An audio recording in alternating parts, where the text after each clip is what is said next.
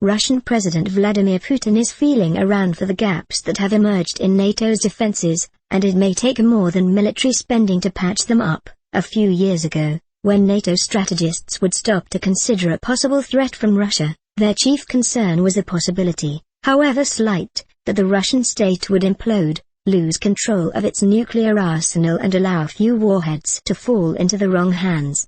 That at least was the worry Ivo Daldra expressed in the fall of 2010, when he paid a visit to Moscow as the U.S. ambassador to NATO. But on the whole, he says he just wasn't very concerned about Russia at the time. The alliance was too busy with that year's troop surge in Afghanistan and with newfangled threats like cyber warfare. As a security concern, Russia wasn't really on the agenda in 2010, he tells Time by Phone on Friday from Chicago. The focus with Russia was really on cooperation. At that year's NATO summit in Lisbon, Russia seemed eager to play along.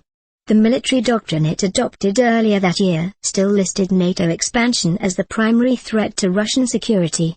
But Dmitry Medvedev, who was then serving as Russia's president while Vladimir Putin took a turn as prime minister, agreed in Lisbon to cooperate with the alliance on various issues of mutual concern, such as terrorism and drug trafficking. The brief war that Russia had fought 2 years earlier in neighboring Georgia, an aspiring member of NATO, was duly put aside at the Lisbon summit as a bump in the road toward Russia's cooperation with the alliance.